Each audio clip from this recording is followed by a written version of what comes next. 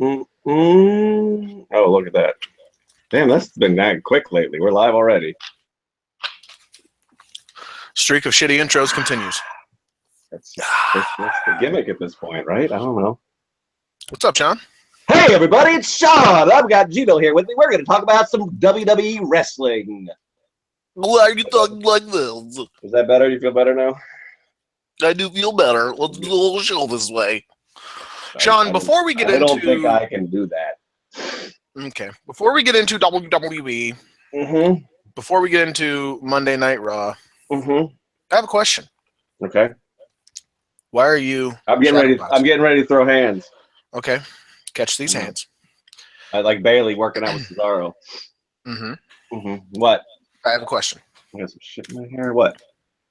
Will you stop it and let me ask you this? I'm uncomfortable. I don't like whatever is going to come out. I'm uncomfortable. It's very important what I'm going to ask you right now. Yes. Will you be my Valentine? Sure. Oh. Sure. Let's kiss to make it official. Oh. All right. We got this started the right way. Sean, last night was fucking awesome, wasn't it? It was. Yeah. It started a little rocky, and then it took off into the stratosphere. Yes. What grade? Oh, I'd probably give it. I wouldn't give it an A+. I would give it an A- probably. I'm going A+.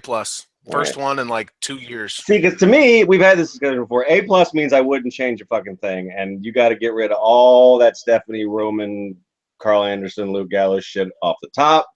That's true. I don't need much Enzo Amore in my life at this point, unless he's selling Georgia Gold. Hey, Georgia! That's the only thing out of him. I give him credit because that chicken is fucking delicious, and he turned me onto it. But otherwise, I don't.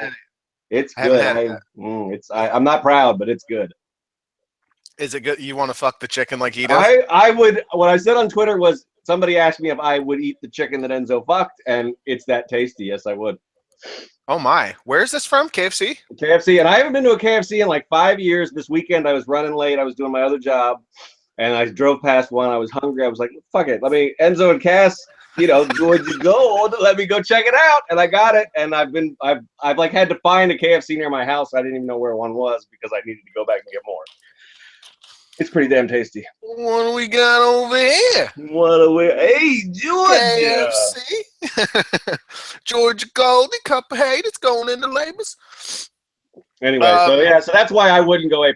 But I would say if I was only grading the last hour, I might go A+, even though I think the Enzo stuff was in there because everything else in it was so on point. So, I mean, I think the 10 o'clock hour last night is probably my favorite hour of Raw that I can remember.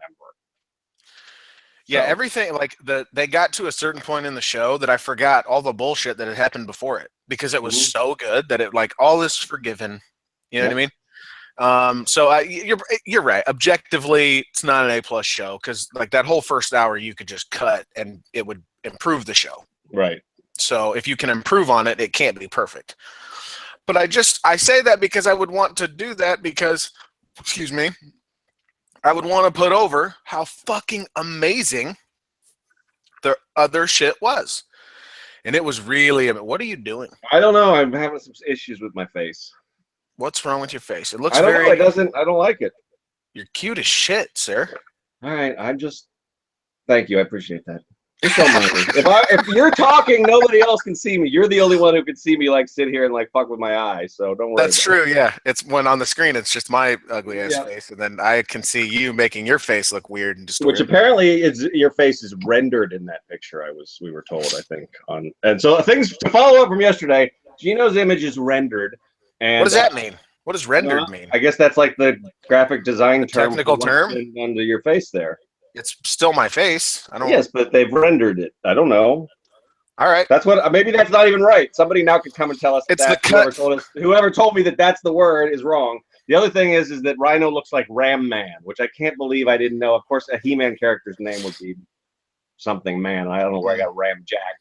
But our boy DEO came through with not only the name, but a picture of the figure, and he sure as shit does look like Rhino. So Dead there on you the go. Tying up loose ends from yesterday. Moving on to Raw. Well, on my part, the photo was uniformity to promote Gab about grappling. So it's not like I don't. I like the photo. I was just letting people know I didn't know Right. what the word was, so that's what somebody told me the word was. Well, that's cool. If people think it looks weird, it's just because I took literally my face from that and was like, I'll just use this here, and then it can be because it couldn't fit it all into one thing. Branding. Which I tried to do. Yeah. Hashtag branding. Synergy, man. Mm-hmm, Fucking. Hell yeah. Explicity. Yeah. Fucking A. Yeah. And the bitch is going, yeah. I'm by myself. What I'm gonna do? I'm gonna beat my dick. I'm gonna get it. Inappropriate. What were we talking about? Kevin Hart. Raw? I was watching Kevin Hart. Raw. What were we talking about? Raw. Wrestling. That's the website we run, right? Do we really? No, yeah. So everything was really fucking good. What do you want to start with, dude? There were so many perfectly executed stuff. Like, I'm shocked. You want to talk about? I mean, in like the things that I liked. My top three are starting from the bottom three, which when it was happening, I thought this is going to be my favorite thing on the show was the Samoa Joe, Sami Zayn stuff. That's 3. Then the Bayley stuff. Then the Festival of Friendship. That's my 3 to 1. But we can talk about whatever. Yeah, I can't believe that this is that it happened. And like this company that we're so used to, good setup. Horrible finish, or hey, this is like or even poor setup, good finish, but like there's never like this great grand, everything was executed exactly the way you'd want it. Like that's really rare. Like I can think of very few instances where that's been the case. Like there was an episode of SmackDown where the Shield ran wild on everybody. Mm-hmm. I remember that one. Yep. That was one of those, hey, this is like exactly what I would have done kind of things. Mm-hmm. And then here, it's like, I don't even know that I would have done things the way they did, but like watching it and seeing it as it played out, it was like, wow, this is like perfect. This is like amazing. The Festival of Friendship thing to me is like, it's not something that I would have fantasy booked because people who are very good at pro wrestling came up with this. And so that's like, when you watch a TV show, you don't want it to be exactly what you want it to do. You want to be surprised and kind of like amazed at how well put together it is. And that's what this was to me. Like, some of it is that they managed to actually surprise me. We knew it was coming, but I think all of us learned blowhards, as you refer to us in the predictions post, we all thought it was coming after Fastlane, like something like we had it figured out. The run-in wouldn't work out right, so then Owens would turn on JeriKO after Fastlane to set up Mania. We didn't see it coming. Very typical, early. Yeah. Very typical breakup. We all thought, maybe they thought that Fastlane was going to be, Zayn, JeriKO, so that we all bought into that. So that was more evidence like, oh, it'll be later. It's not going to be now. It was great to me because I pay me off, and they paid me off for paying attention, and they did that in a big, big way in this segment, i.e. Owens said everything he needed to say without saying a word. I really like when you can do that. Like there were so many little good touches to this. The credit to Kevin Dunn even for the times that they were kind of cutting away, and then JeriKO so that gets the box. And there's a really cool moment before that. I actually just published something on the front page of the site, and read it before you comment, people. I'd appreciate that. But there's this really great moment where, so after JeriKO tells him, I love you and all this stuff, and Owens is like, he feels bad. He's like, man, shit, And at the time, you're like, well, it's because he questioned him. Like, I thought this was about getting Goldberg out here. What the fuck is this shit? But really, it's like, and you can kind of look back on everything, and they've been burning this for a while. That Owens has kind of gradually been getting more and more sick of keeping up the facade. It goes back to the beginning where Owens wasn't sure he wanted to do this. Really. And he's not actually friends with fucking anybody, and that's always been the case. And so, but we bought in almost stupidly on our parts, but isn't that kind of what love is? It's kind of a dumb thing to do. It's got the same Well, I'm just saying, like, it's got not the going to same really kind go there with you, but okay. well, I'm just saying it's got the same kind of Well, properties. it requires an element of faith and trust, yes, but that Yes, that doesn't make it a dumb thing to do. right. Well, I don't mean dumb in like a negative way. I mean I mean it in the sense of, Yeah, you're you can't ever know somebody else's heart and soul and mind and every thought. sure, So yeah, you have to take some willingly of it on risking faith. destruction, even at times when you can your mind is kind of clearly telling you you probably shouldn't be here, but your heart and everything else is like, no, but I belong here. This is what it's supposed to be. And so we kind of all just bought in with it, even though we really should have always known that this was the end result. Like, everything in history has taught us that this is what was going to happen.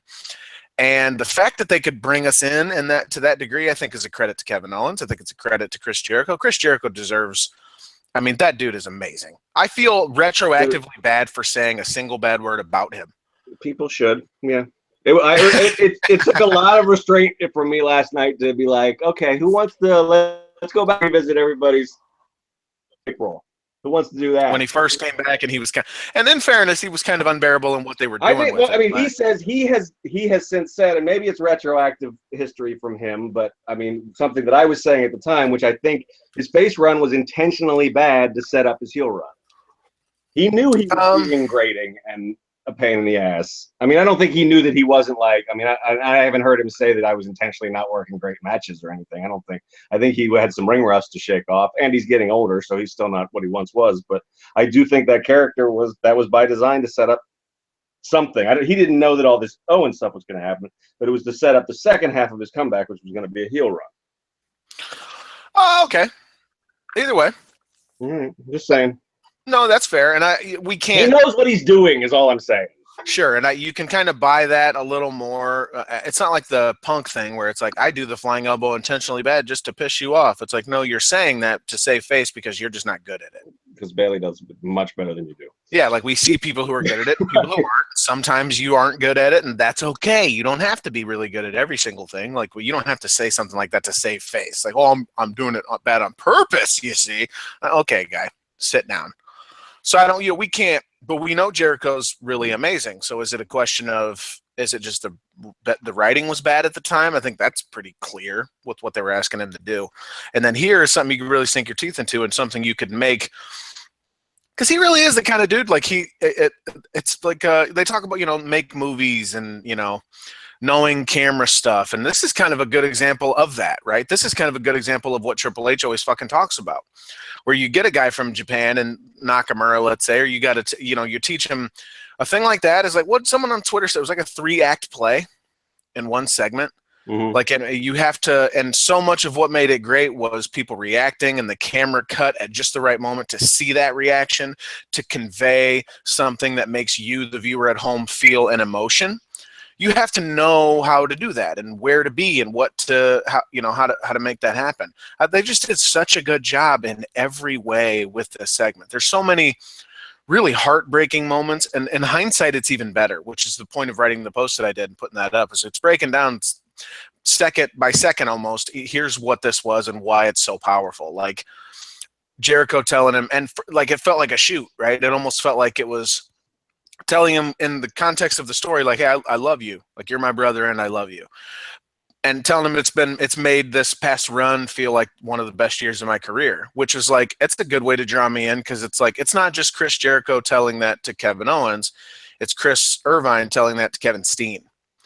And so you are just kind of, even us, right, the smart fucks who know all the backstage stuff, that's kind of, now I'm going to pull you in too. Now we're all here emotionally, all on the same page, and it's the great fucking setup. There's another really great moment where Owens is like, I'm sorry, I love you too. Hugs him, but he's not smiling at all. Nothing in his body language suggests that that's how he actually feels. But the camera pans and turns over, and it goes around to the other side to show JeriKO, and he's hugging him, and JeriKO's smiling. So his body language suggests that he really does feel that way. So it's like little stuff like that maybe you don't think of when you're first watching it, but you can kind of notice when you look back at it. That's why I say it's one of the best segments in history, just for stuff like that. And then Owens is like, why I feel kind of bad. It's nothing like this, but I got you a gift as well. And JeriKO smiles, and he goes over to get the gift, and again, the camera kind of is out enough and positioned in such a way that someone off camera hands Owens the gift. You see him get it, and he kind of sighs audibly into the microphone. And while he's doing that to get the gift, and you can read into that whatever you will, right? There's something to read into that. JeriKO's behind him, and he's just got this expression of glee. Like he sees that, oh, there really is a gift. This is fucking awesome. My best friend got me something. This is like even better than I could have imagined it would be.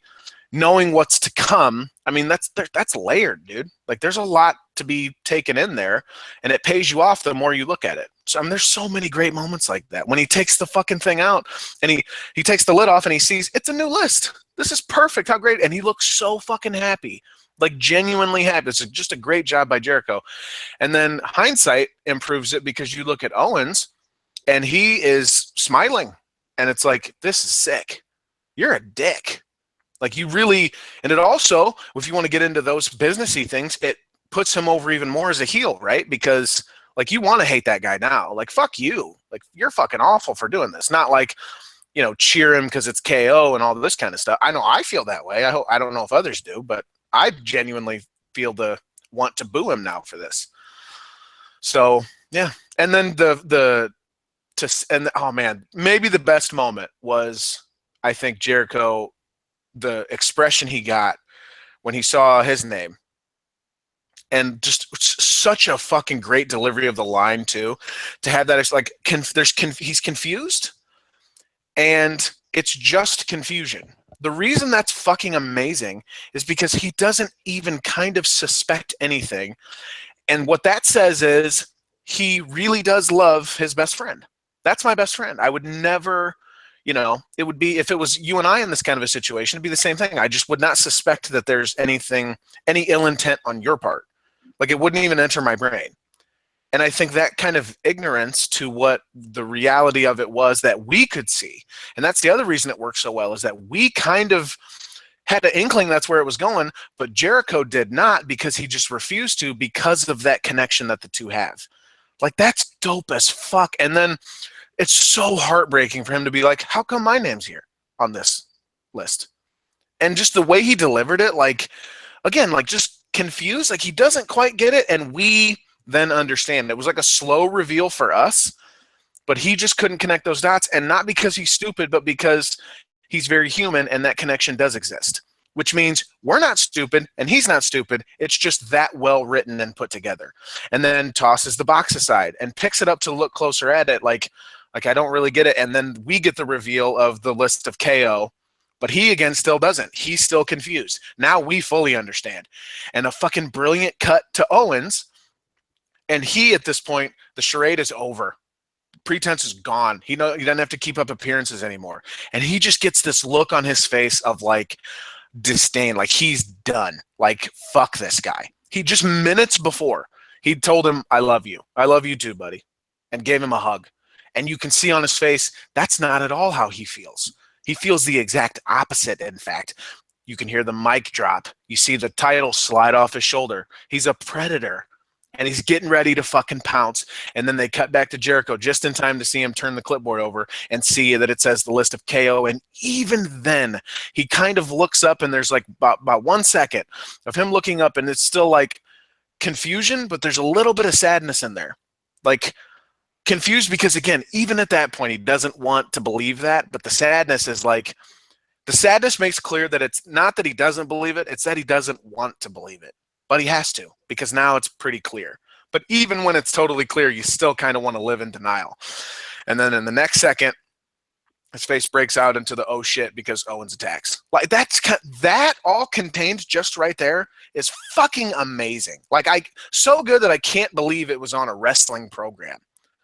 Like it's just I can't put it over enough. I'm talking and yapping. Jump in for sure. It was so good. Yeah. Fuck you. Hey, that's everybody. I mean, that's what people want. That people want passionate Geno, so I'm not going to break in. Well, I agree for them. I mean, I agree that it was brilliant. I don't have necessarily completely the same read on KO as you do. I think that maybe I'm bringing over some of the, because I mean, here's the other thing. The other reason that this is brilliant, and I mean, you didn't. I've watched this segment done 3 different ways across 3 different brands, 3 different companies now. Because this is very much the JeriKO story. This is very much, they did the quick version of it in NXT with Zayn, and now we've gotten this for, but it's all the same thing. It's somebody is convinced that Kevin Owens, they have turned Kevin Owens around, and he will, you know, have their back forever or whatever, and they're wrong. And this, it's so, but I also think, I do think that there's an element of, and I think this makes him even an even better heel, and that's to me the dead look that he has when JeriKO realizes what the list is that part of Kevin Owens does love these guys. It just doesn't fucking matter. He's going to destroy you anyway. I like that. Like he doesn't, I mean, he doesn't love them the way like a normal human being would love another person, but he does. He feels a connection to these people, but it doesn't matter. And WWE has done a good job with this too, because the announcers didn't even bring it up, but Triple H only wanted to talk to Kev. I only need Kev, and then this happens. So maybe this wasn't something that Owens had planned all night. He was just gonna, because last week he was kind of excited about the Festival of Friendship. Even before Triple H pulled him aside, he was like, "Yeah, this will be fun." And then Triple H, you know, this isn't good for you, buddy. This is getting in the way. I'm speculating, but you know, this is getting in the way of where you want to go. This guy's holding you back.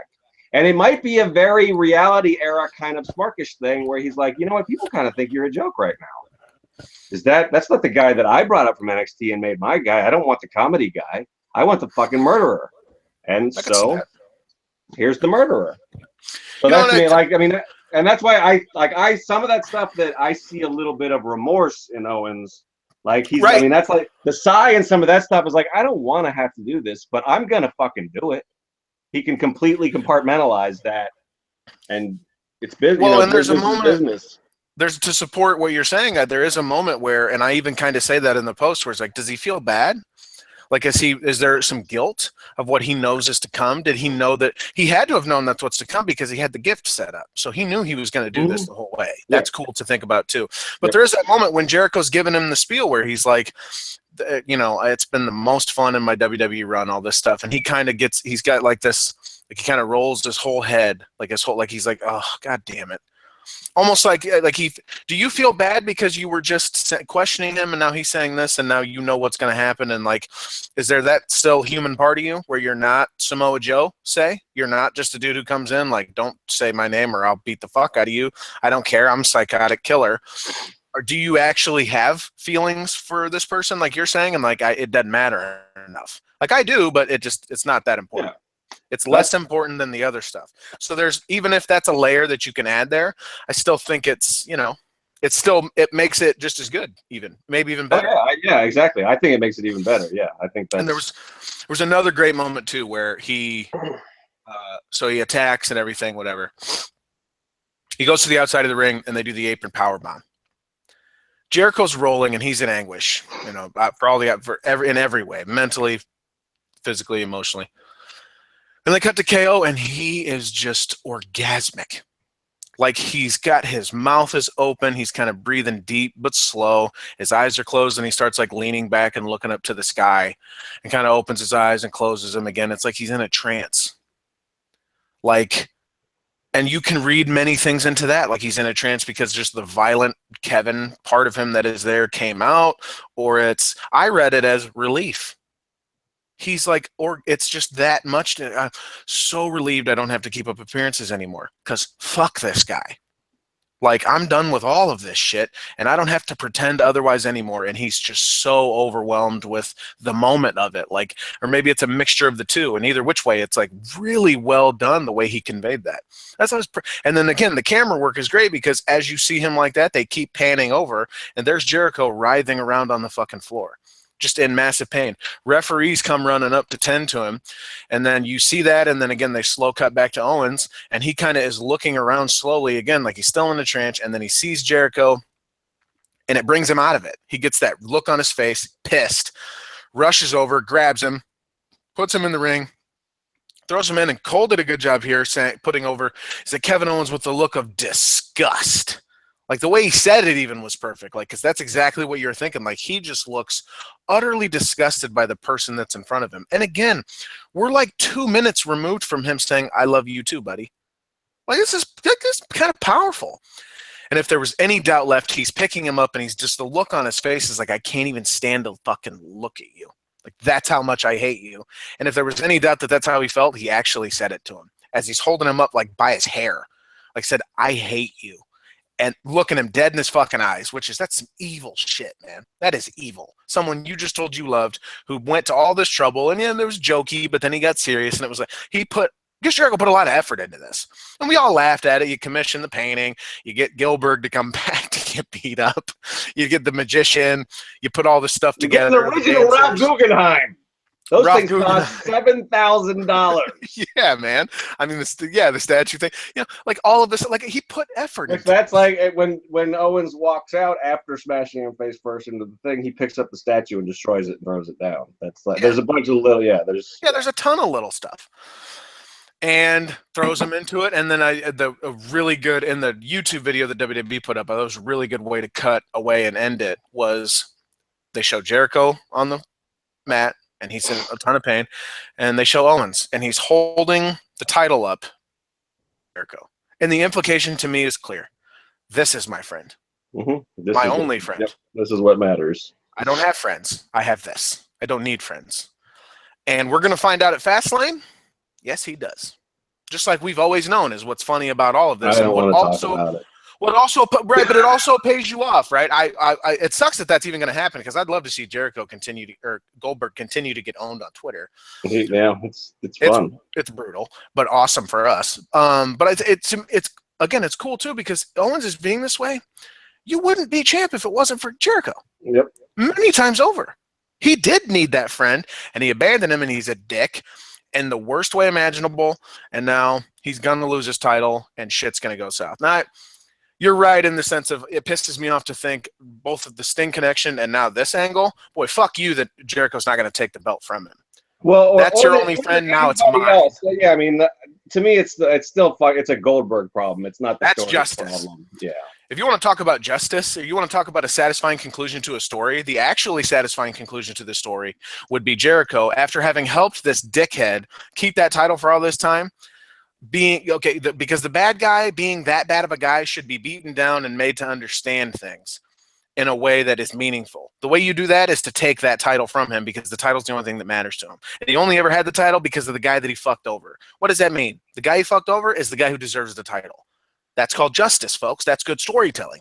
And we're never going to get that just so we can get fucking Goldberg's old ass the belt.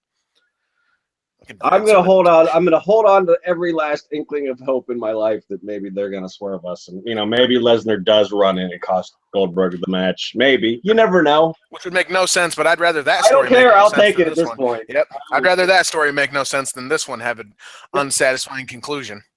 Yep. But yeah, so again, to recap, A+, all my A pluses. Just what a fucking.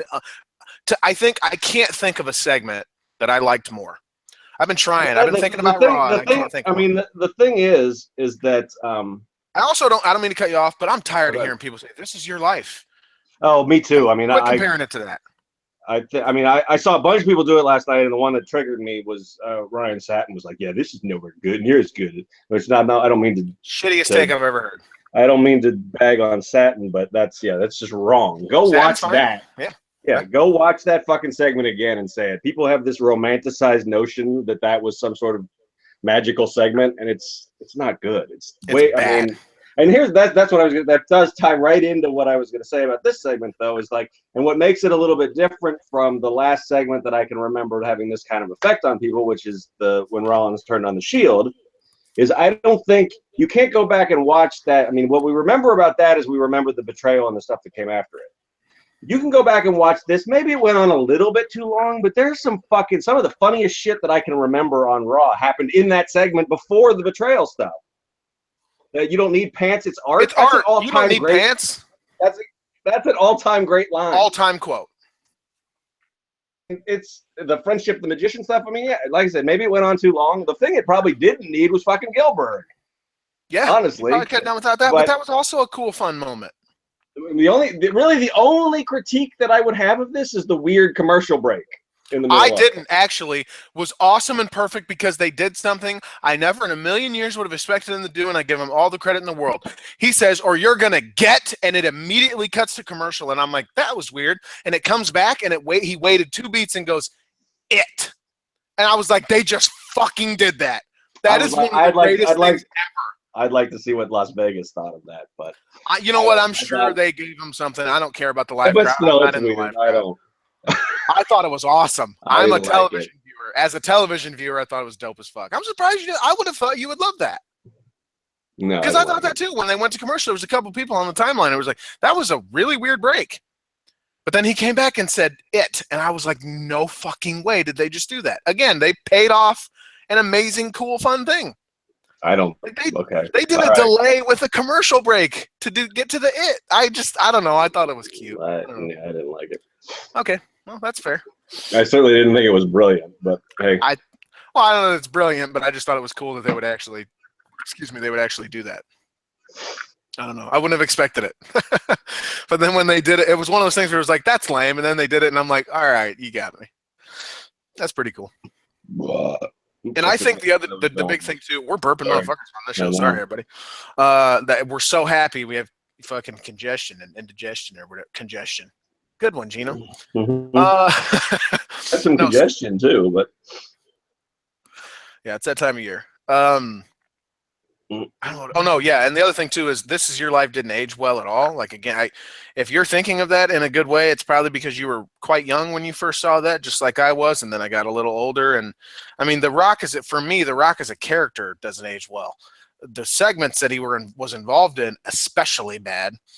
I would even go so far as to say that segment wasn't even good. I don't even think it was a good segment. I think it has. I mean, I watched it again like in the last couple of years. I think it has a couple of moments, but it's not good. I mean, yeah, and Mike Fagan brought this up to me on Twitter last night when I tweeted about this being better than This Is Your Life. Like nothing from the Attitude Era ages well, really. I mean, well, not nothing, but a lot of stuff doesn't. Like This Is Your Life is not alone in not having aged well, but yeah. It's a particularly glaring example for me, especially since it has this like legend, which I guess isn't even true, that it's the highest rated segment ever, and jerk, all that stuff. So, this segment will age well. I can't imagine. I mean, part of it because I don't think my aesthetic. Just kidding, that's the wrong use of that word. I don't think my sense of humor or what I want out of a dramatic scene is going to change. Yeah, there was drama here. In the next 20 years of my life or whatever. So This Is Your Life was all about dumb comedy. Yep. It wasn't like leading to some big great moment and reveal. It wasn't the payoff of a year-long storyline. Yeah. For starters, I mean, like for all of us who suffered through those bajillion Owens JeriKO pairings with Reigns and shit and all the different variations of what they've done. October through January, yeah. Yeah. Like this was had great. Some fun moments in it, but yeah. Sure. Yeah. They did a lot of cool, fun stuff. I mean, like New Day, they sometimes they're not always gonna hit, but more often than not, they're gonna entertain you, and they entertain the fuck out of us. So, and this was, you couldn't ask for a better payoff. You really couldn't, and a surprise too. Like we said, we thought we all figured it out, and none of us did. So there's an interesting place to go and see what happens now. This is a stretcher job for JeriKO. Is he gonna go away for a bit? I would have him go away until I would have him return at Fastlane, but I don't know. I also kind of want to see. I want to see if he's up to the promo responding to this, or the other thing that they can do, which is kind of how the JeriKO story went in Ring of Honor, is JeriKO tries to win him back for a while, and then you see Owens get continually more unhinged and more heat on him because I don't know. There's a bunch of ways they could go. I'm fascinated to see what they do. I don't know. My knee jerk would be that I think they probably hold him out and he runs in at Fastlane to set up Mania, but I don't know. I'd be good with that. Would you be good with that? Yeah. I'd like to, but I would like to see if he's got like a big babyface fucking promo in him, because he's always sort of struggled as a babyface. I mean, like I said, I give him credit. I think some of that was intentional this last time around, but he's always been a much better heel than a babyface. So I'd be curious to see if he has like a great babyface promo in him. But he could do that after Fastlane too, so he could do both. I would probably hold him out though. Yeah. Keep the focus on, especially with this Twitter stuff. Keep the focus on Owens and Goldberg. Maybe tease what Triple H's involvement was. a little bit, because that's I mean, the Triple H. You mentioned that that Shield episode of SmackDown, which one of the things that was great about that was that it had a theme running through the whole episode, and it's not through the entire episode, but the Triple H influence is a big part of this episode. All the Joe stuff ties in. I mean, that's ties into what's Triple H doing back here all of a sudden. We've still got the Rollins stuff hanging out there, which ties into what's Triple H doing here all of a sudden. Mick Foley had the night off. Yeah, Foley's gone. That? Yeah. So there's and I, as much as I don't want another fucking authority storyline, this is at least an intriguing way to set up whatever they're doing with him. If you're going to do it anyway, make it interesting. So yeah, it at least appears they're in that WrestleMania storytelling mode where they're like, we got to be tight with everything we do every time we do anything with Raw, which is really refreshing after last year's bullshit with Shane and Taker and none of that making any fucking sense or mattering or. You know? And then the next night, give him a job anyway, and fucking, So if we're gonna tell some tight stories, that would be a nice change from last year. Even if I'm not super excited about some of the matches at Mania, if you really delivered on the storytelling, that would be cool. Yeah, I'm not really intrigued by the card at all, really, but there's enough. I'm more interested in Owens JeriKO than I was 24 hours ago. So absolutely. That was always always probably going to be one of the ones I was most interested in, and now I'm fucking amped for it. So yeah. And that's true, where we all do this weird thing where we look at the card absent any context and go, this sucks. Right. Yeah. Well, why don't you give them a fucking minute to tell the story? Yep. Like, and now they've done this, and it's like, well, I can't wait for that fucking match. They're like, oh, wait, I thought you said you didn't like it. I thought you said you weren't excited. I thought you said some dumb shit. Okay. Well, that goes back to what we were talking about yesterday with, like, Wyatt. I mean, they control all of this. So if they want to fucking get their shit together and really nail something, a lot of us are going to get on board with it. You're always going to have people who don't like it. I mean, we can talk about Bayley and how half the reaction to that is already fuck this. Yep, and I got a big problem with it this time around. Yeah, I've been one of those people before. But speaking of Wyatt, boy, the reaction to the rematch with Cena, fuck, people got real mad. Oh, he's already going to lose it. Fuck, this is so dumb. I didn't see that. I was like, what? Yeah, I put that because they during I saw. Yeah, I mean, there was so much going on last night. I didn't get a chance to follow that outrage. Yeah, but there was in our mentions, like a lot of people were like, I can't believe they're already going to beat him for the belt. I'm like, what are you fucking talking about? Like, why would they? A, why would they do that? B, I guess it's, that might be a little fair in the sense of, we have seen Wyatt Cena and it never worked out for Bray. Right. Like it always worked out. When I saw that, I just assumed that somehow Orton's going to get involved, and that's what I wrote about in my SmackDown preview. Is this is somehow set up. This gets Cena out of the picture, maybe with Miz, maybe with Orton, but I view this as getting like cross-checking this box off so we can move on with the Wyatt Orton story. It never crossed my mind they would throw away Cena's 17th title win on a Tuesday night with no build. Which is another reason these people are kind of out of their fucking minds to complain before anything even happens.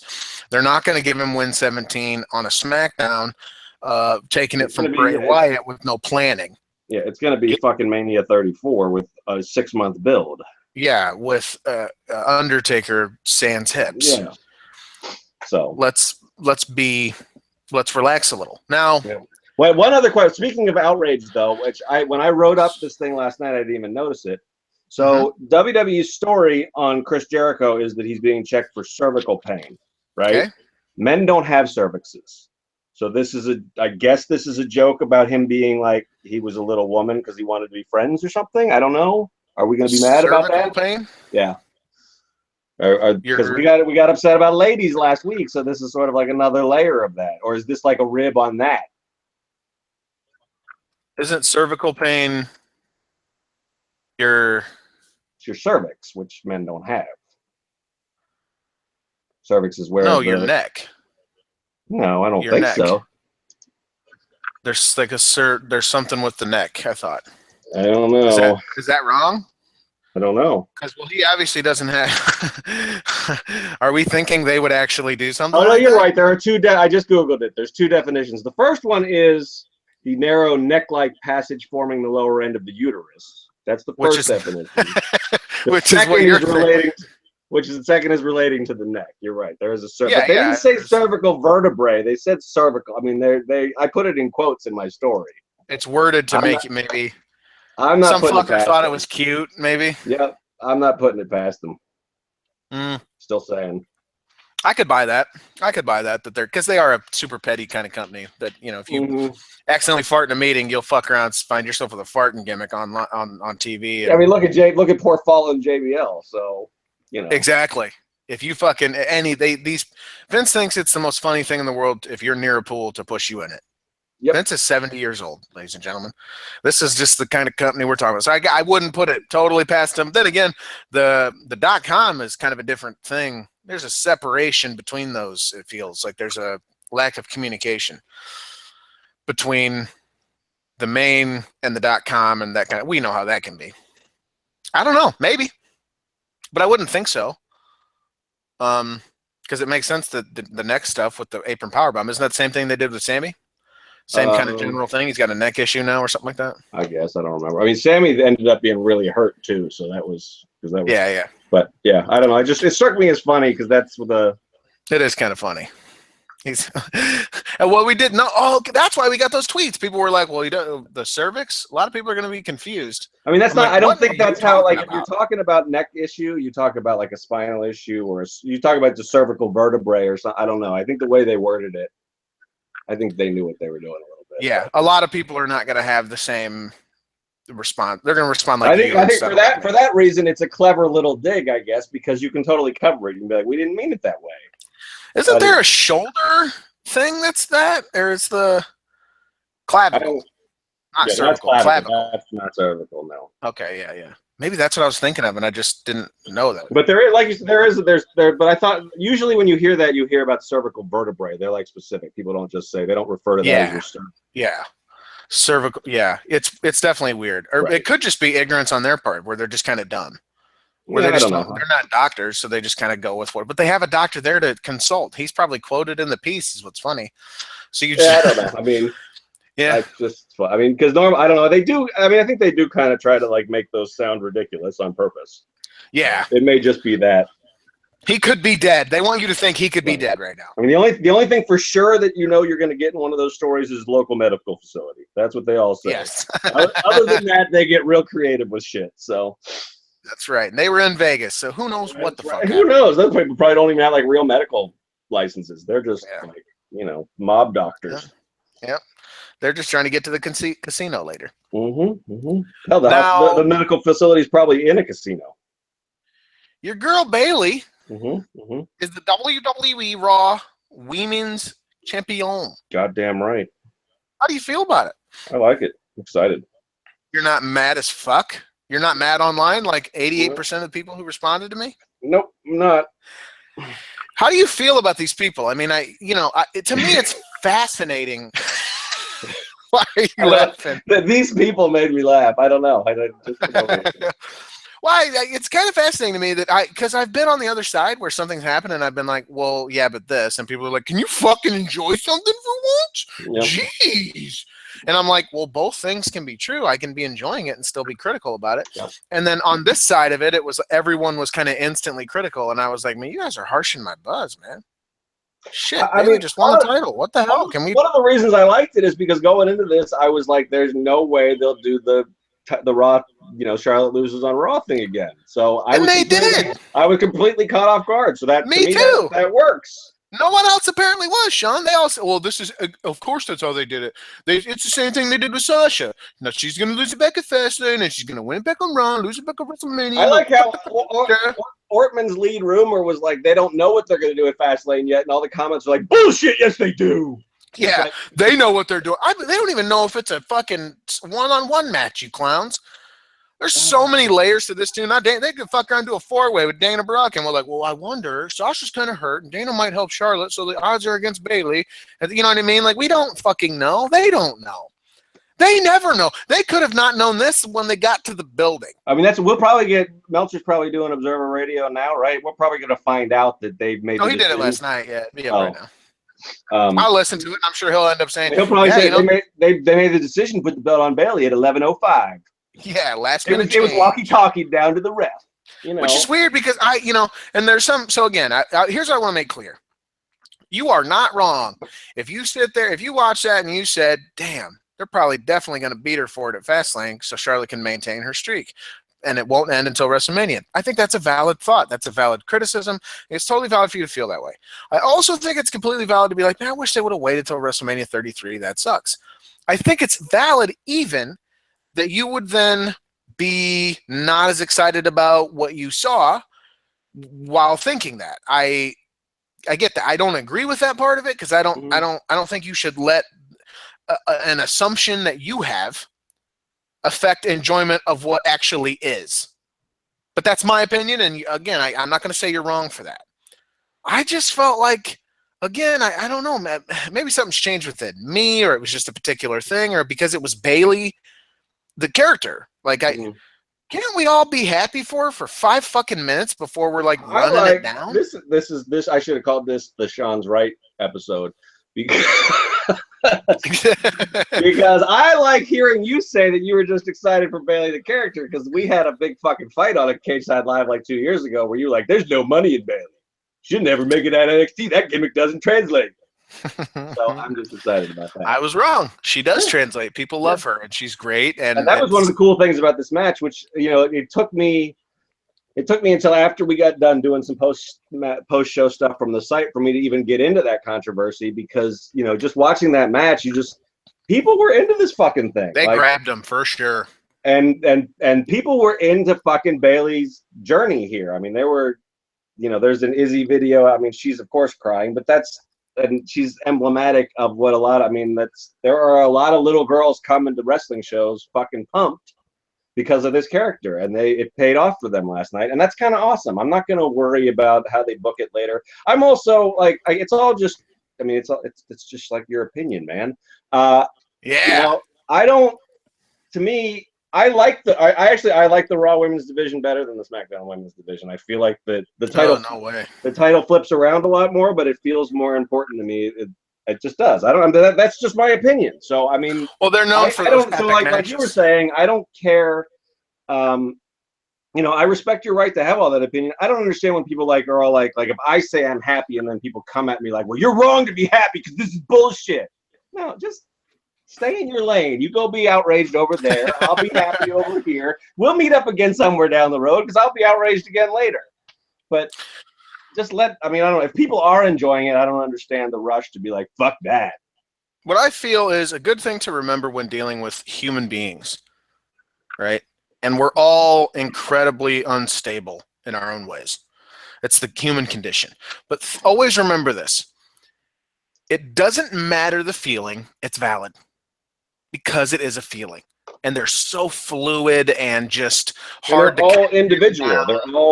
They're all unique to you and your circumstances at that moment. Exactly. You or I would react to something differently when the circumstances are different or when we're in a different point in our life. I've had the same kind of shit happen to me when I was 25 versus when I'm 40, and I had a completely different reaction to it. So nobody can come and tell me, like even 40-year-old me can't tell 25-year-old me that was wrong because that's where I was at the time. Yes. So it's weird in a way almost to, if you didn't enjoy this or you didn't get happiness out of this, then you must just be a miserable fuck. And it's okay, maybe I am. Mm-hmm. Maybe I'm getting ready to jump off a bridge. And that is a factor that is influencing my feelings on this particular matter. That's the thing that you aren't aware of is or you should be aware of it, right? Like we're saying, like you said, there are a million things influencing you at any given moment of any day that influence how you feel in that particular moment that you feel that way. Now, when you say it like that, that's the same fucking thing that I have. You feel how you feel right now, and I feel how I feel right now, and there are times where we will just so happen to feel exactly the same. It's because all of the influences around us are going to be different, but it's infinity, right? It's this thing where eventually we're gonna kind of reach the same place just on that's mathematical certainty. So, but it doesn't have to be that they have, the idea is they try to help create that. They try to help you get there, but they cannot possibly understand all the factors at play that get you to where you are in this moment, if that makes sense. So they have to try their best to bring everyone as close to this emotion as possible And sometimes they're going to fall way short because they couldn't influence this person enough based on all the other factors they have going in their life, based on who they are, based on who they talk to, how they were raised, where they come from, the environment that they are currently in at that moment, the kind of day they had, whether they just found out their boss is fucking their wife, all kind of crazy shit that could be going on for them could go, I didn't really enjoy that. Well, yeah, here's a lot of reasons why that we'll never know because we're not on that level to engage with them in that way. We're only on a superficial level to engage with them so that they just simply say, I didn't enjoy that. And we don't know any of the other factors. So we just go, yeah, but how could you not enjoy that? Come on. And they go, well, I just didn't like it. They go, I don't understand how you feel that way. Well, no, you don't understand how they feel that way. And you shouldn't ever debate the feeling. Debate thoughts, debate ideas, but don't debate someone just going, I felt this way. It's valid simply because it is a human who had a feeling. Therefore, it's valid. No fucking matter what it is. So yeah, and again, that's why I say I can totally understand. Some of it too, I think for me is it's courtesy. I was happy. Mm-hmm. Yeah. Don't fucking come into my party. That's what I'm saying, right? We can have this discussion, and I guess that's like a fucking Twitter and an internet problem is that everything's immediate. But yeah, I mean, I saw something too, like somebody. I mean, I don't even think it was on this topic, but it's like somebody like said, "Oh shit, I'm gonna fucking." And anyway, somebody on Twitter had said something like, "I would have preferred if this happened this way in like a booking decision." It was about Raw last night, but I can't remember which story it was. And somebody who didn't apparently know them, was just like scanning the hashtag, jumped in and was like, but it wouldn't make any sense doing it that way. They had to do it this way. And the person's response was like, I didn't even fucking ask you. Yeah. I mean, I guess maybe you kind of are when you put it out on the internet, but it's weird. Like, why do you have to come in here and like shit on this thing that I was just talking about? I don't know you. I didn't ask you. It's bizarre. I mean, like I said, that's kind of where we are in the world, but I'm with you is all I'm saying, I guess. Yep. Yeah. So, I mean, my other thing though about the booking here is to sort of defend the booking and not argue about whether you're wrong to be upset about it is, I don't know. It goes back to what we were saying yesterday and what we were just saying earlier. It's like there's 7 weeks until Mania, I think. So like, I mean, they could do a story here where, Charlotte somehow does something horrible to Bayley and like, you're even more pumped up to see Bayley win it. But if they do what everybody thinks they're going to do and do a title change at Fastlane, and then maybe Bayley finally breaks the streak at Mania after, as part of a comeback story. I don't know. I mean, there's a lot of road to go to get pissed about it already, even to get pissed about Fastlane already, because we don't know what's happening and we don't know what the outcome's going to be. And also, why would that be a bad move to take it from her right after you gave it to her? Wouldn't that be exactly what you'd kind of want to do to someone like Bayley? Yeah, I mean, she's very much the sort of Sami Zayn, Dusty Rhodes, like the money is in the chase with her. Yeah, you feel she's the puppy that gets kicked around and you feel bad for her. Yep. But she has to get kicked around to feel bad. Yep. So that's part of that. So even if that happens, we've got the Sasha. I mean, this was actually the booking thing that upsets me the most about this is that we felt like we were on a real path with Sasha, and this sort of backtracks, which might be good too. I'm not going to get outraged because they can explain that too. But there seemed to be a real trajectory with Sasha that this is a kind of a step back. And I'm worried that they only did that to get the hugging after Bayley's title win moment, not because it made sense for Sasha's story. But we'll see. Long-term build, though, too, I felt. Yeah. Clear establishment that's how close they are. Yep. And it can be explained with a good promo that, that when Sasha... Where'd Nia go? That's the other question. Is like, if we're really building to a four-way, why is Nia completely off this show and then out of nowhere Dana Brooke's back? Yeah, why the hell is Dana Brooke back? I thought Dana Brooke was on like hiatus for like a fitness competition. I thought I had read that somewhere, maybe even in the roundup. Isn't the Arnold in March and she was going to do that? That's what I thought. Yeah, like she was off totally training for her Arnold routine or something. But she looks great. I think she's been doing house show stuff too. So maybe that was never true. I don't know. Well, why is I mean, we haven't even talked about the Emma stuff yet, which is like, what the fuck is that all? I mean, I liked it, but what the fuck is that all about? That's a great example of WWE. I mean, I liked it, but what in the fuck is going on here? I mean, because I don't think the plan all along was to troll us for 17 weeks and then go psych, but maybe it was. I don't know. Again, that's why we believe that they could be talking about JeriKO having an injured cervix. Yep. Because his pussy. Because this is a company that will spend 17 weeks on a not gimmick. Yes. Put together like video packages, create a new theme. Money was spent on this 17-week troll job. Why does she talk the way she did? Remember when I was making fun of it? You're like, is that your Australian accent? I'm like, no, it's just like, that's actually how she talked. You'll have the makeup for Vemelina. And she's like doing broken Matt Hardy female version, Australia style. I don't know, maybe. You've waited so long, and now you're going to keep waiting. You know, it'd be great if they did 17 more weeks of promos for Emma. The premiere of Emma from Emelina, and it's like her boxing or some shit, like just beating up random women on the street, like just videos for 17 weeks. And she actually called attention to that. Like, you've waited for 17 long weeks. Yes, we have. What do you have to say to us? And then she'd be like, Emelina to Emma. And then walked away. Or said thank you and walked away. Like, well, you're welcome, but I don't fucking know what just occurred. But I loved it because it really was. I was low-key hoping Funk is on a Roll would hit the fucking. I know. You convinced some other people to hope for that, too. I miss Brodus Clay. Well, go watch the Greg Gutfield show. Don't miss that. That's not Brodus Clay, sir. I miss Brodus Clay. He's still wacky, I think. I've watched a couple of YouTube clips. He like walks around the office and goes and makes fun of people for what they're reading and what's on. I don't know. It's still.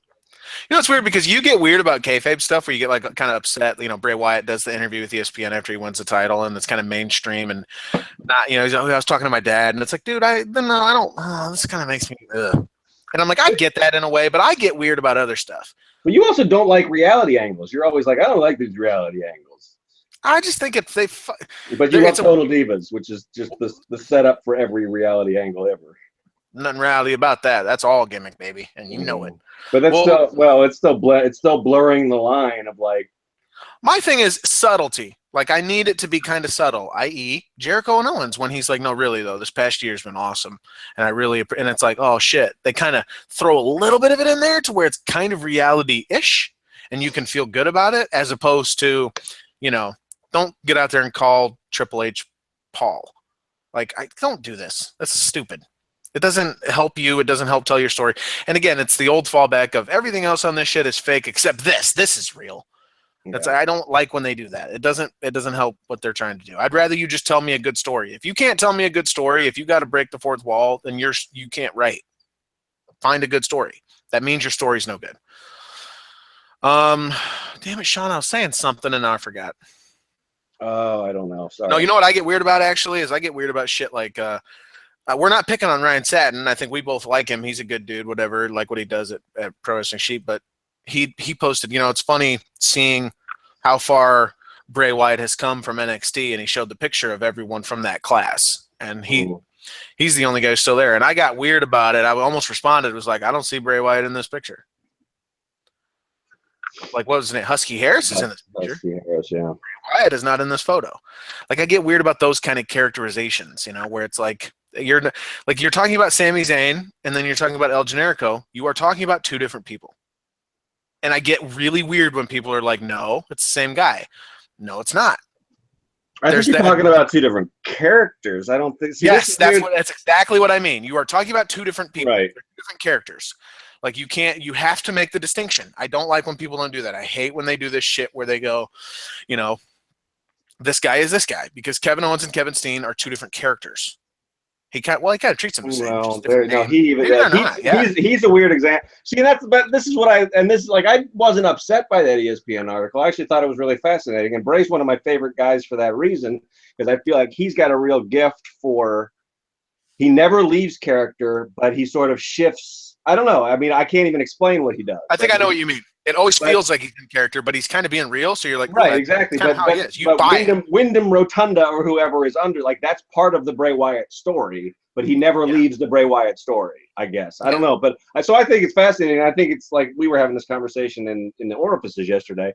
It's weird to me, like weird in a good way. I'm enjoying watching ESPN try to figure out how to cover wrestling as a quote unquote real sport, because they're always like, I mean, they want to go behind the scenes, but then they want to keep kayfabe, and Bray's the perfect guy for them. There have been some other articles that are a lot more awkward than Bray, because Bray does that all the time. So yeah, but but anyway, to get back to that, I think it's sort of a case by case basis because Kevin Owens and Kevin Steen really are the same character. He references things that the Kevin Steen character did as part of his, maybe not on Raw, but in other interviews or on Twitter and stuff like that. It's all the same kind of guy, whereas Sami Zayn does not do that with the JeriKO character. Or maybe every once in a while he'll make like a little cheeky joke about it, but it's not like it's one through line. And Wyatt doesn't talk about Husky Harris. By the same token. Like the one time he ever did was a good explainer to people chanting like, "Oh, he was just a vessel, right, for me to get here," or something like that. Really cool line. I think I know what you mean too, because with Bray, if I ever met him in person, I would fully expect him to be exactly the guy he is on TV. Mm-hmm. Whereas with a lot of other guys, I don't feel that way. They wouldn't be like that. Right. Like I wouldn't expect Undertaker to be a fucking wearing the gimmick. Like, right. If you run into Undertaker in church in Austin, he's not going to summon lightning and shit, or he's not even going to talk weird and act like he does. Right. Be a normal human. And I feel like with Bray, that's the normal that he is. Yeah. He would still talk that way, and I think it's even when he's not in gimmick, he still kind of has that poetic way about every word he says. Like it's he's kind of hypnotic as just a human. Like I kind of want to be him. Mm-hmm. You know what I mean? Like he's just a real powerful force that he is. Looks like that one I did a post on it. He did that. They sent him out on one of those like morning show circuits, and he's totally in character, but also he's hitting on the chick. Also, sort of seducing the local news anchor. It was. I mean, he's awesome for that reason. I mean, that was such a good fucking video. She was feeling it too. Oh, she would have fucking jumped right on it if she could. She was all about it, and he was just hanging and banging. Yeah. What a man Bray Wyatt is. Was there anything else that so Emelina, I guess. Well, so Emelina, I mean, I really liked the Joe Sammy stuff. I thought that was really well done. Joe was awesome. Yeah, I don't know. So I don't know. Do you think they can really to do JeriKO Zayn and they switched that up, or how do you I'm guessing they did. I'm guessing they changed it. I mean, it makes sense to change it. It doesn't make sense to go back to it now, especially now. Yeah. Joe and Zayn is a pretty good pairing for many reasons. If you watched NXT last year, even I think it was the first half of last year, you've seen that match a bunch, but it's not a bad match. And I mean, their characters mesh really well because I mean, nobody takes a beating like Sammy, and Joe's whole gimmick is that he gives beatings. So, yeah. But yeah, I really like that whole. I really like that they did the. Well, first of all, Charlie Caruso is a fox, if I may say so. Yes, she is. But I like that they did the interview on the ramp. I like how they're kind of mixing that, like SmackDown does them in the ring. I like this one. It's set up perfect. It's Nitro. It's set up the Joe run-in, but yeah, I liked it. I dug everything about that. Like I said, I totally thought like I'm gonna want to talk about this tomorrow. This is gonna be my favorite thing on the show, and it turned out to be like the third favorite thing. But yeah. So this, I'm not going to qualify it, can be all fucking fearful of what people might think, but are we in a time when the WWE women's roster is the most beautiful it's ever been? Stunners up and down the board. And I don't mean that in a creepy way. I just mean like they have assembled a group of women who are drop dead gorgeous all up and down the board, man. Like there's not even one that you look at and go, but they're all fucking stunningly beautiful. In my opinion, and I don't know if this digs us out of a potential hole or not, but I would say that is true, and the reason that's true is because they've assembled a cast of real women instead of a cast of fucking Barbie dolls. I mean, really Maurice, who is still a beautiful woman, but she's the one like in 2007 or whatever, everybody looked like Maurice. I did the Kelly thing that you told me to do from last night. You look at her, they look exactly the same. A beautiful woman, don't get me wrong, but just fucking homogenous, just like cookie cutter beauty. And now you've got like Bayley. Bayley is beautiful in an entirely different way than Sasha is, in an entirely different way than Charlotte is, in an entirely different way than Renee Young is. They look like real women. They're an array. But you know what else is? Which is kind of the way the men have kind of always been, I guess. Maybe. I don't know. I don't pay as much attention. I'm aware of when the men are good looking, but I don't pay as much attention to it because that's not. Here's a thought. Yeah. How about this? What if we're attracted to them in a different way? They're beautiful in a different way simply via their empowerment as characters who are more fully fleshed out, who get more time, who are good wrestlers, who are like, it's not just like, oh, they're beautiful because of just physical appearance like it always used to be. Like, because I think about it, I'm like, Alexa is just insanely beautiful and just amazing in every way, but she's more attractive than what? Your crush on Alexa is adorable to me. It's bad. It's real bad, dude. She's just That's awesome. fine. I love her too, but not the way you do. But then Maurice, or I don't fucking say her name, but it's Maurice. You got it right. You did it. Maurice. Okay, Maurice is like clearly attractive, but just kind of like a level below pretty much everyone else on SmackDown. And I'm like, why do I think that? And I think it might be because of the presentation of the others as like independent, powerful, in there, getting their shit done for themselves. Like, that is a sexy quality. Like, I think that's the reason Alexa is so, I have such a crush, is because she's so like, I don't need none of you fucks. I'll agree with you that I think that, like I said, the presentation, the women's roster now is not, they're not only beautiful physically in different ways, they are different characters, like you said. So it's not all crazy catty bitches or whatever that quote used to be. Mm-hmm. They can still do that, but it's wrestling. You're going to have jealousy-based feuds and stuff. You're never going to get away from that, men or women. But you're right. They are distinct characters, so that is sexy too. I mean, and then, yeah, confidence is sexy. That's always true in television, movies, life. I'll disagree on the Maurice though, because I think she doesn't talk a lot, but I love the fact that she sort of spun the whole like Miss Elizabeth, there's the idea of the wife ballet or whatever. She's totally flipped that, because she's the one with the fucking balls. She's the one who will stand right up to anybody and say fuck you while her husband cowers. I love that she's flipped that. I think she's great. I would kind of agree that she's one of the, she's got a really bad boob job, and I've never liked fake tits. So sorry. That's, if I'm being shallow, that's that. But I love her character. I think she does a great job without saying much, of like really getting across that I love this man. I don't care what you think of him, and I've got his back, and I will fucking murder you if you step to him. I actually really do like that. And maybe it's the association with Miz, because I really hate Miz's guts in all the right ways. Mm-hmm. But I guess it's just kind of a what's the word I'm looking for here? Epiphany, or just kind of a realization that I'm like, wow, the women on the roster are kind of, they've developed them to a point where it's like, I think with the men, the difference is you can look at Roman Reigns and go, objectively, as a male, he's a specimen. He's just a sexy man. I don't know that I've met or talked to many women who wouldn't look at a guy like that and go, wow, he is sexy. But the men are developed to the point where you go, it's not just you look at that, but they're sexy for who they are and not just how they look. And I feel like we've actually maybe reached a point in time in the women's division in WWE where these women are sexy for who they are and not just how they look. And that's kind of a big thing, I think, in a way. Like, I worry that I'm not saying this in such a way that it brings across that I'm not just talking about their value as how sexy they are, but I think with all people, you are attracted to qualities about them. And the women were always presented before where it was like the only quality is aesthetic. Right. And now, yeah, I fucking said it and I hate myself for it, but it's it's the proper word here. But now it's like there's qualities beyond that. So they don't need that quality to still be sexy.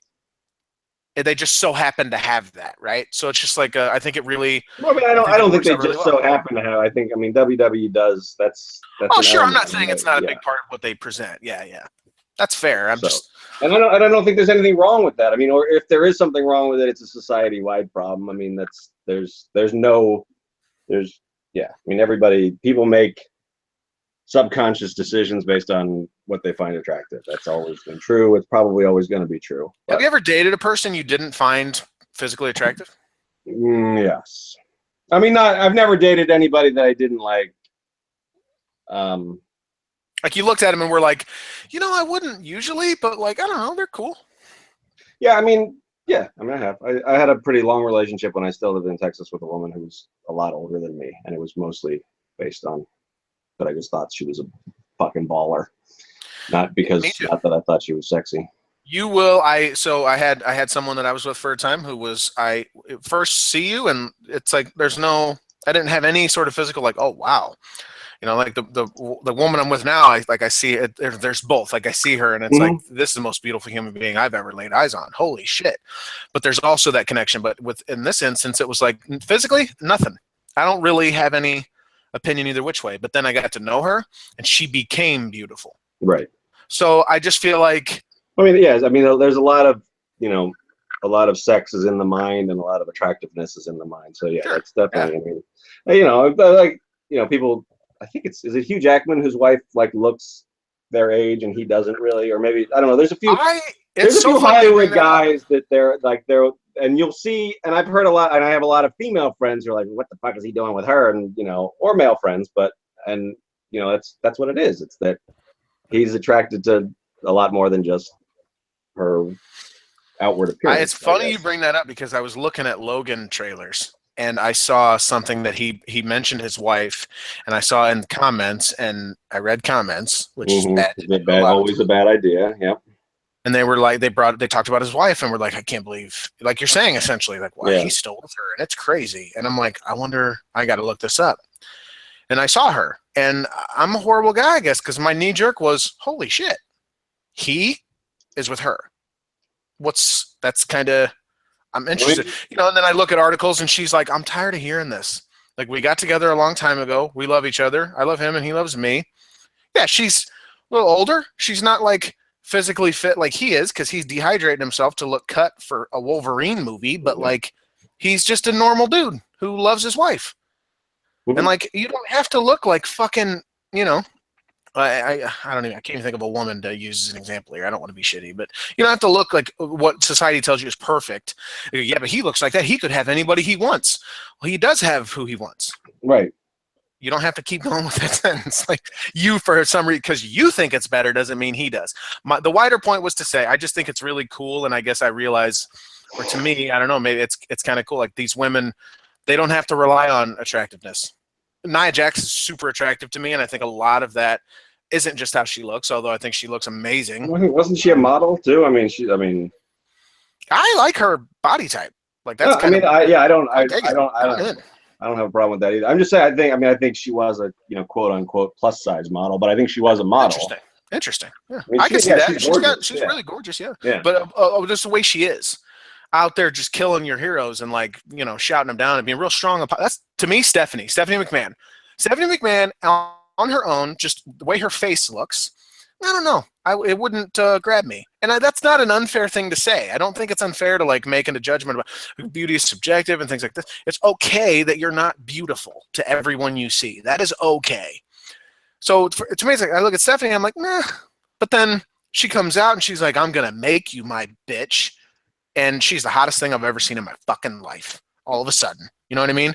It's very much about character. So I just think it's cool to realize that. And Stephanie could do that because she developed her character, had time to do so. And now we're seeing that with the other women. I think it's a pretty cool, maybe there's more progress with women than we even have realized. Maybe. I think. New Day had an amazing segment on this show that we haven't talked about. You're reading. What are you reading? No, I'm looking at my Twitter feed. Sorry. Well, I gotta know. I mean, I gotta get on. I gotta start fucking writing shit as soon as this is over. So I gotta know what's going on in the world. Fair enough. Yeah, I like the New Day segment. I think amazing might be a bit much, but dude, when Bo Dallas grabbed the plans for ice cream, and Big E and Xavier Woods acted as though he held a baby in his arms, and Bo Dallas was so good playing it up. Like, I'll do it. I'll kill her. Like, and it's plans for ice cream, ladies and gentlemen. For an ice cream machine, I think, right? How dope is this? Either it's functionally, it's the same thing. How dope is that? And then he rips the plans apart, and Xavier Woods acts as though he just shot a baby in the head right in front of him. This tickles me. It makes me remember why I love pro wrestling. It's good. I mean, I've always liked Bo Dallas because he's one of these guys, probably, I mean, not unlike his brother, that is willing to go all out for some nonsense. Yeah. It still bums me out that there was I mean, I'm glad that New Day is getting to do some fun stuff, and they're also a group that, 90% of the time can make anything work. But yeah, I don't know. I'm still a little bit bummed. The plan for them after they lost the belts was to jerk off with Titus Purgatory? O'Neil for a month, and yeah, I mean, jerk off Titus O'Neil for a month. I mean, they obviously, I mean, they had no. I mean, I'd like to see. I mean, when that happened, everybody's like, "Oh, maybe Big E will turn. Maybe they'll push Kofi." Da, da, da. No, they're going to be a comedy act for whenever they have time for them on Raw, which is fine. But yeah, it's okay. A little bit of a bummer. I don't know. As long as they give me shit like this, I'll be happy with it. But once they relegate him to main event, where I'll never see him because I don't watch that show. This is great. This is much better than fucking keg races with Titus. Yeah, but yeah. I mean, that's... Roman Reigns was on this show interacting with Stephanie McMahon, and that's as much as I'd like to say about that. I liked the Roman presentation. I'm not really into this story, but I mean, I like, I don't give a shit what anybody thinks. I just don't know what his plan was when he's like, I don't think you heard me, and he stepped to her. What are you gonna do? Well, I don't know what her plan was. She's like, well, I'm not gonna let you fight Braun tonight because I got to keep you healthy. But here's a 2-on-1 match. Yeah, that's I mean, that whole against the tag champions. Who then, I mean, which I don't really care, but here they are in their Bullet Club knockoff shirt, looking like jokes. I mean, whatever. I don't. What do we say about it? It's not much there. Yeah. I mean, Braun Strowman versus Big Show next week. Are you excited? No. Fuck. I'm so mad at you. Sorry. I'm not upset. I'm not like Canaanite, like I hate this, but I don't, whatever. I mean, we know what's going to happen. He's going to slam Big Show. Canaanite's name is not to be mentioned. Oh, sorry. He's done. All right. Well, that was the show. Raw was war. It was really good. It was fun. Hopefully next week is also fun. Probably won't be. Are you looking forward to SmackDown tonight? I think so. Yeah. I mean, I want to see the fallout, the Elimination Chamber fallout. So we're not going to go on a date. Our date's going to be watching SmackDown together? I think so. Somebody's got to fucking run this site. So, have you seen John Wick 2 yet? No, I haven't. Me I thought I was going to try to sneak out and do it on Sunday, but it didn't work out. I gotta go catch that and 50 Shades Darker at some point. So I don't even know what to say to you about that. Well, all right. Well, that's all. We don't have a good exit, so I don't know. Go do whatever you do with yourselves.